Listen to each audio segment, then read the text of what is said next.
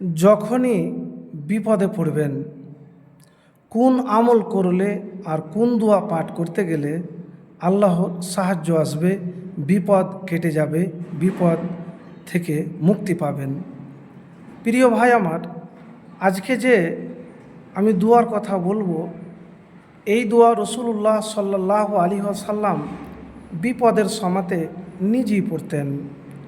ইবনে আব্বাস রাদিয়াল্লাহু তাআলা বলেন যে রসুল্লাহ সাল্লাল্লাহু আলাইহি ওয়াসাল্লাম বিপদ বা কষ্টের সময় এই কথাগুলি বলতেন, লা ইলাহা ইল্লাল্লাহুল আজিমুল হালিম, লা ইলাহা ইল্লাল্লাহু রব্বুল আরশিল আজিম, লা ইলাহা ইল্লাল্লাহু রব্বুস সামাওয়াতি ও রব্বুল আরজি ও রব্বুল আরশিল কারীম।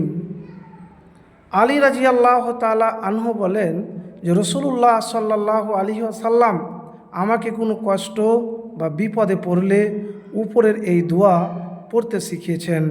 বুখারী শরীফ 6346, ইবনু হিব্বান 3147, মুসনাদে আহমদ 194 নম্বর হাদিস। তো প্রিয় ভাই আমার, আপনি বিপদে পড়ে গিয়েছেন, বিপদের মধ্যে আছেন, সাহায্য সহযোগিতার কোনো আশা দেখছেন না, আপনি বারবার এই দোয়াটি পড়ুন। এই দোয়া পড়ুন, হতে পারে দ্রুত বিপদ কেটে যাবে, আল্লাহর সাহায্য আসবে। আল্লাহর সাহায্য পাওয়ার জন্য প্রথমে আপনাকে মুত্তাকি হতে হবে আর আল্লাহর উপর ভরসাকারী হতে হবে। আল্লাহর উপর ভরসাকারী যদি না হতে পারেন তাহলে কখনো সাহায্য সহযোগিতা আসবে না। এবারে বলবেন, আমি তো আল্লাহর প্রতি ভরসা করি, তাহলে কেন আমার বিপদ দূর হয় না? দেখেন, মুখে ভরসা করা আর বিপদের সময়তে ভরসা করা অনেক তফাৎ। তো প্রিয় ভাই আমার, ভরসা আল্লাহর প্রতি করবেন আর ভরসা রেখে এই দোয়াটি পাঠ করবেন, যে দোয়া আমি বললাম। আবারও আপনাদেরকে বলছি, সেই দোয়াটি হলো লা ইলাহা ইল্লাল্লাহুল আজিমুল হালিম, লা ইলাহা ইল্লাল্লাহু রব্বুল আরশিল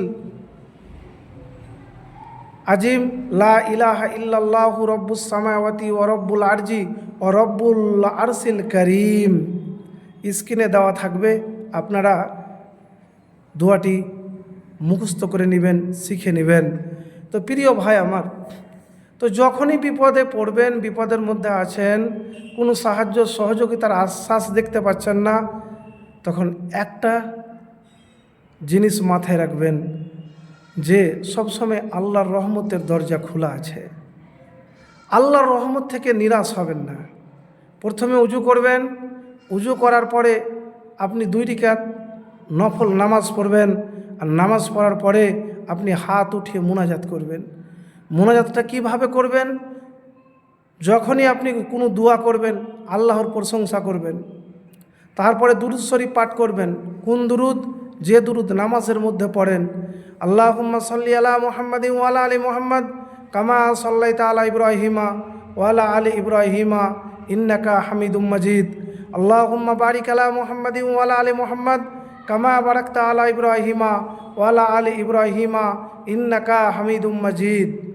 তো এই দুরূদ পড়ার পরে ইয়া হাইয়ু ইয়া কাইয়ুমু বিরহমাতিকা আস্তাগিসু, ইয়া হাইয়ু ইয়া কাইয়ুমু বিরহমাতিকা আস্তাগিসু বলে আল্লাহ রাব্বুল আলামিনের কাছে দোয়া করবেন যে আল্লাহ, আমি এই বিপদে আছি, আমি খুব কষ্টে আছি, মানে আপনার কথাগুলি দোয়াতে বলবেন।